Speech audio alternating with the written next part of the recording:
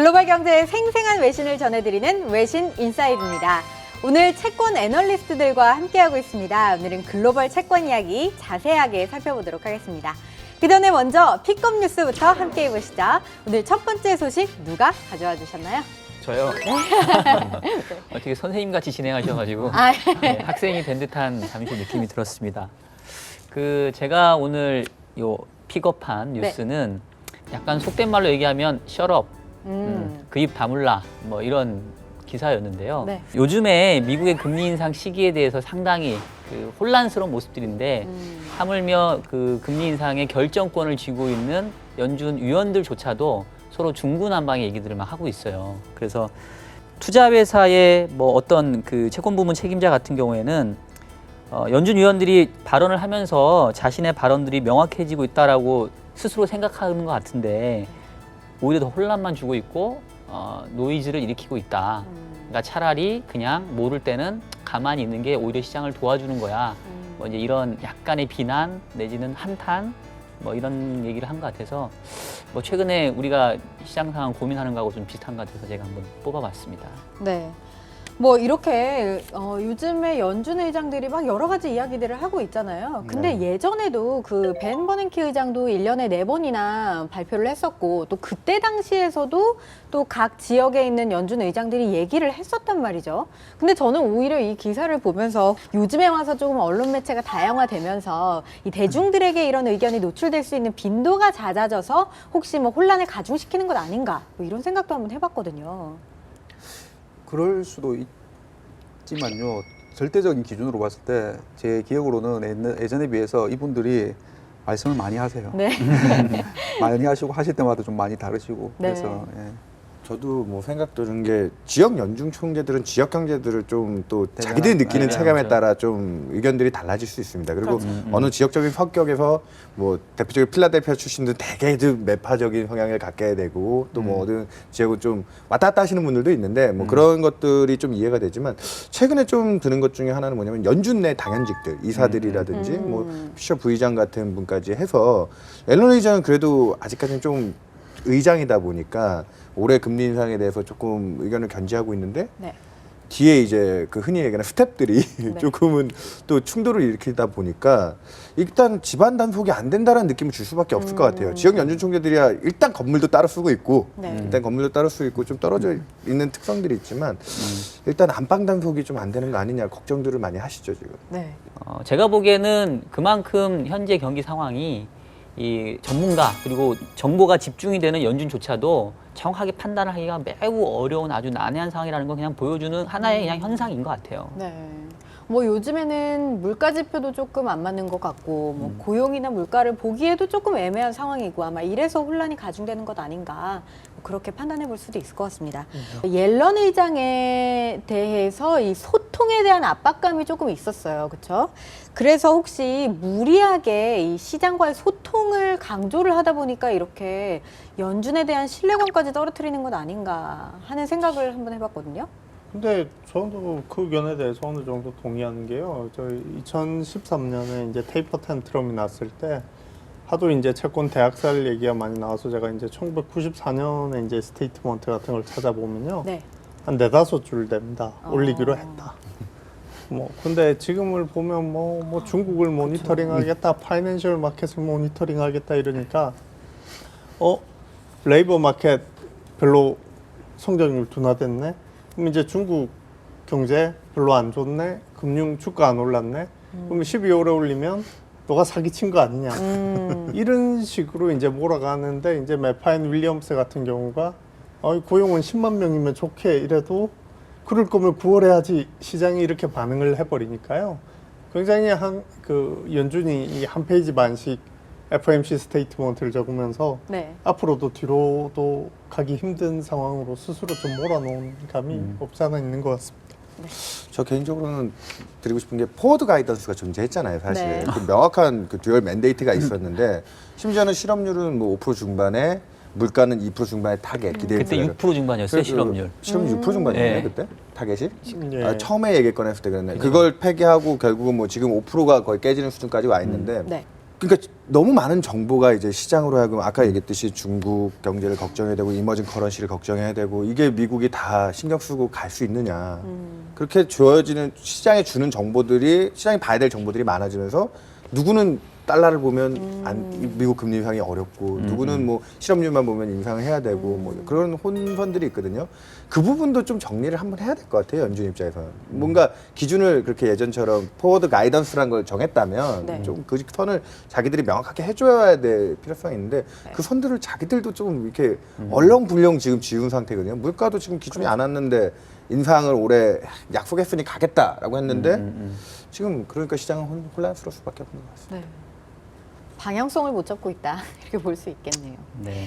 그러면 저희 두 번째 픽업 뉴스로 한번 넘어가 보겠습니다. 두 번째 픽업 뉴스는 어떤 분이 준비해 주셨어요? 예, 제가 준비했습니다. 월스트리트 저널을 자주 못 보는데 며칠 전에 보니까 중국 주식 시장이 굉장히 많이 버블이 끼었다가 폭락을 올해 여름에 했었는데요. 네. 중국 채권 시장이 굉장히 강세다. 물론 4분기에 이제 추가 통화 완화에 대한 기대가 있기도 하지만 레버리지를 일으켜서 이미 사들인 채권을 담보로 다시 자금을 조달해서 다시 채권을 투자하면서 신용 스프레드까지 굉장히 많이 줄어든 상태인데 경기가 나쁜 상황에서 유동성으로 이제 신용 스프레드가 줄어들면 또 리스크가 상당히 크기도 하고요. 그렇죠. 이런 점이 또 문제가 되는 게 아닌가 하는.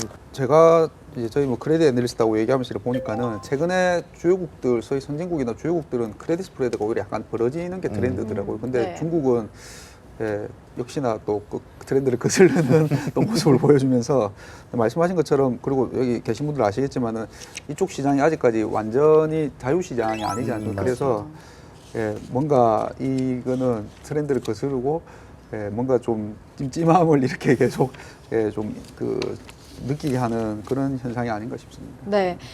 중국 증시 아까 얘기해 주셨듯이 버블이 깨졌을 때 폭락을 했잖아요. 그러면 이렇게 채권도 차입 투자를 막 하면서 열기가 가중되고 있는 와중에 이 금리가 낮아지면서 매도가 쏟아질 때에는 부정적인 영향이 있을 거라고 볼 수 있지 않을까요? 뭐 채권 시장의 충격은 사실은 자본 시장의 근간을 흔드는 거기 때문에 네. 주식 시장보다도 더 충격이 클 수 있는데요. 실제로 2013년에 중국이 이제 그 섀도우 뱅킹 이슈가 불거졌을 때 WMP라고 하는 그 자산 관리 상품, 그 상품의 이제 고수익성을 보고 많은 뭐 중국의 공영 기업들 중심으로 지방 정부 이런데 뭐 그런 쪽으로 투자가 많이 들어갔다가 네. 비유량 등급의 신용 스프레드는 사실 2013년에 한번 크게 벌어졌습니다. 크게 벌어지고 거기서 이제 좀 리스크 얘기가 많이 나왔었거든요.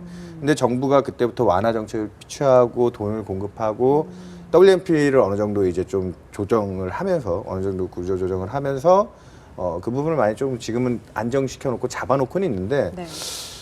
또 그런 위험이 터지지 말라는 법은 없죠. 그렇죠. 지금도 중국의 지금 좀 한계 기업들, 사양 산업의 좀 문제들. 네. 중국은 지금 공급 과잉 이슈 때문에 어차피 좀 한 번은 안에서 내용을 치러야 된다라는 얘기들이 나오고 있는데 그렇기 때문에 지금 중국 신용 스프레드가 마냥 눕는 거에 대해서 염려증을 나타내시는 분들이 조금 이거 과열이다라고 보시는 시각들도 분명히 있습니다. 네. 뭐 중국 채권 같은 경우에는 근데 외국에서 많이 사는 것이 아니라 중국 내에서 사들이고 자기네끼리 사고 팔고 하잖아요. 네. 그래서 조금 충격이 좀 덜할 수도 있지 않을까요? 근데 이제 이게 만약에 중국 금융기관 특히나 은행 같은 데로 좀 전이가 된다고 하면 뭐 네. 중국 은행들도 대부분 국가가 뭐 관리하고 있고 그래서 뭐 그 전염 효과는 제한적일 수 있지만 네. 중국 내부 경제에 미치는 부정적인 영향은 중국 지금 내수로 이제 탈바꿈을 해야 될 그렇죠. 시점인데 그럼 또 이제 이번 수출에서도 수입에서도 보시다시피 중국 수입이 저렇게 위축이 되는데 그래서 중국 내 금융 혼란도 사실 다른 주변국들한테는 좀 많은 부담이 될 수 있죠. 네, 이어서 집중 토크 시간입니다. 이 도이치방크는 올해 양적 긴축, 즉 QT의 시대가 도래했다고 이야기했습니다. QT는 양적 완화 QE의 반대말로 이 시장에 들어가는 중앙은행들의 자금을 줄여나가겠다는 계획인데요. 오늘 이코노미스트지에서는 양적 공포라는 기사로 이 내용을 자세하게 짚어봤습니다.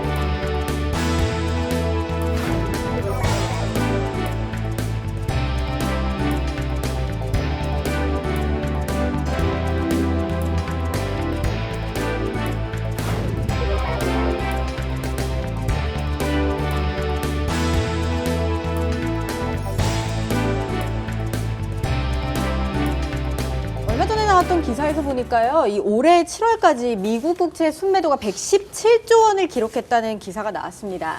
중국, 인도, 멕시코 그리고 브라질이 대거 팔아치웠다고 하는데요. 이렇게 이 신흥국 중앙은행들이 미국 국채를 사상 유례 없이 빠른 속도로 내팔고 있는데 미국 채권 가격에는 또 그렇게 영향을 많이 미치지 않는 것처럼 보입니다. 그게 파는 것보다 더 많이 사니까요. 예, 충분히 이제 그 충격을 흡수하는 것 같습니다. 근데 이게 그 어떤 게 본질이냐를 먼저 생각을 해야 되는데 네. 그 말씀하신 것처럼 최근에 미국의 국채를 팔고 있는 나라가 브라질, 중국, 멕시코 다 이른바 그 외화 자금이 유출하면서 네. 펀더멘탈의 우려 때문에 외국인 자금들이 빠져나가는 상황들이에요.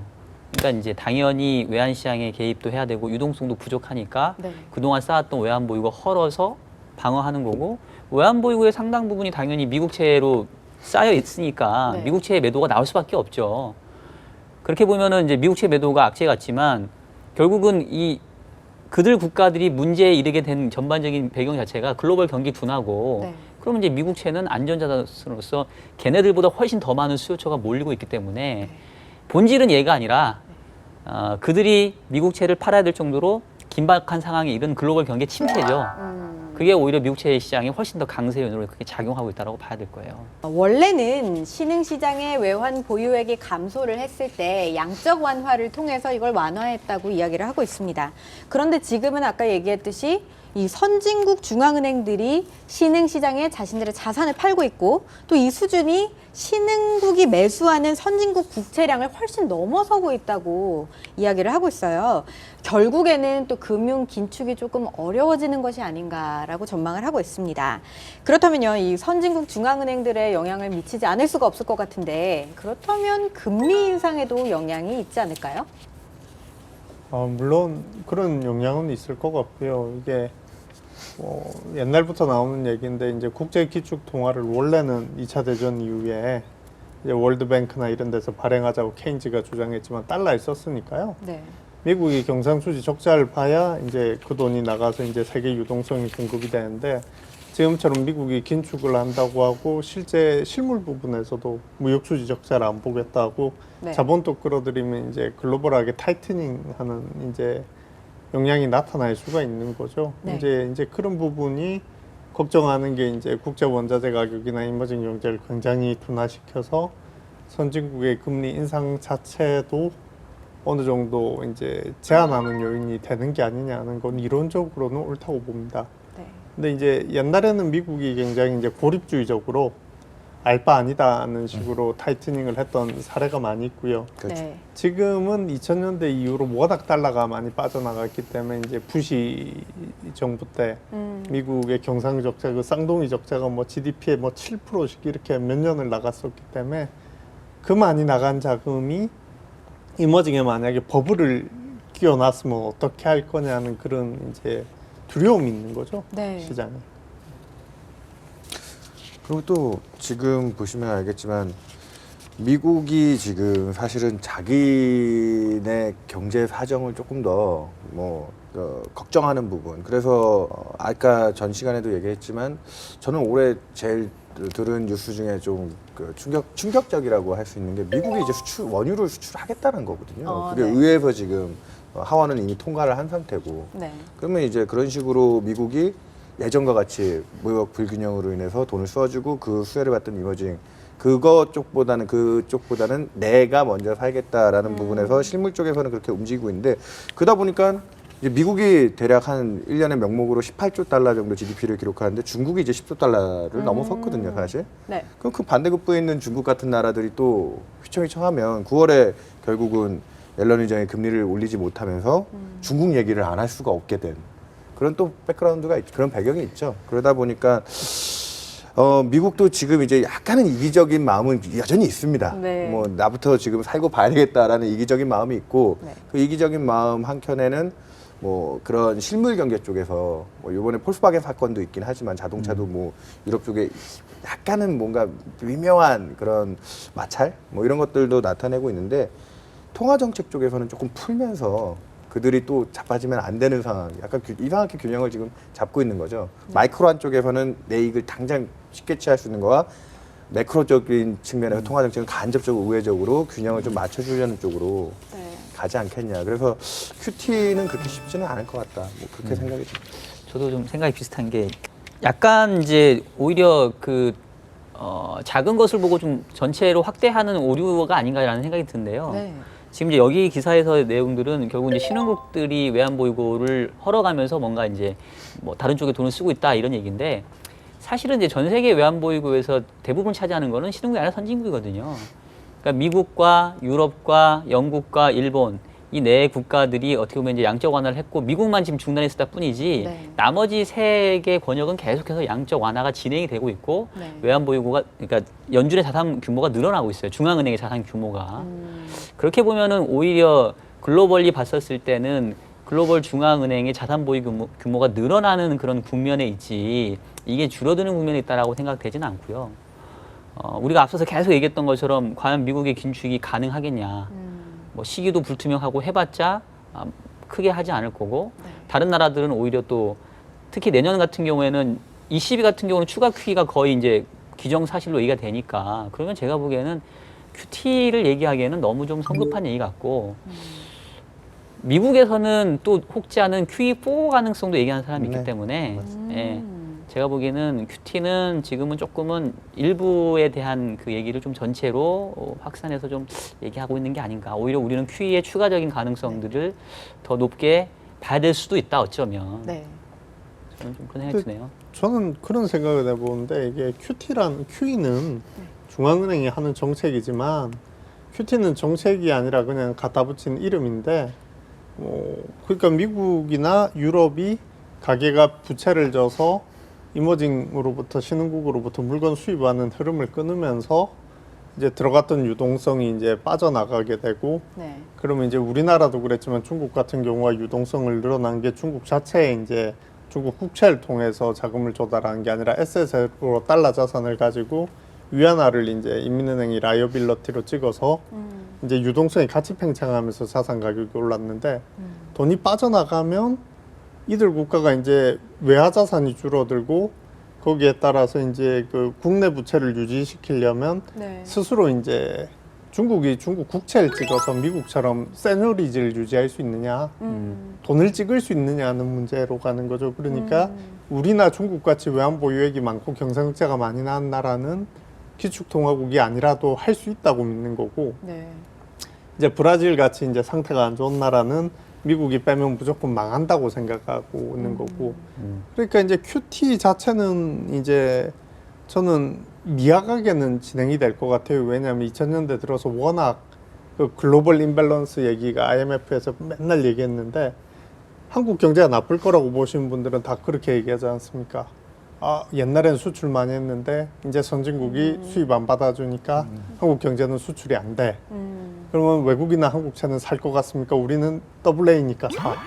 근데 제가 듣기에는 아니 그러면은 커런트 어카운트에서 플로우가 없는데 캐피탈 어카운트에도 플로우가 없어져야 이게 이제 말이 맞는데 좋아하는 것만 딱딱 가져와서 외국인은 계속 이머징 마켓에서 커런시 리저브는 줄어드는데 한국 차는 살 거고 네. 그 다음에 경제는 나쁠 거다. 네. 이런 얘기를 듣다 보면 이제 이게 시장이 이게 뷰는 그렇게 될 수도 있는데 이게 이 기승전결이 맞아야지 이 경제 구조가 바뀌어서 수출은 안 되는데 수출이 안 된 나라들이 돈을 싸들고 와서 한국 차를 살 거라로 마무리가 되는 이 내용은 뭘까? 약간 동의하기는 어렵다라고 생각합니다. 네, 저희 할 얘기가 진짜 많은데 시간이 참 많이 모자란 것 같습니다. 그런데 지금은요, 이렇게 막연한 공포감을 갖기보다는 시장을 제대로 파악할 수 있는 지혜가 필요한 때가 아닌가 싶습니다. 저희는 다음 주에도 더욱 생생한 외신으로 여러분을 찾아뵙도록 하겠습니다. 감사합니다. 수고하셨습니다. 수고하셨습니다. 감사합니다. 감사합니다.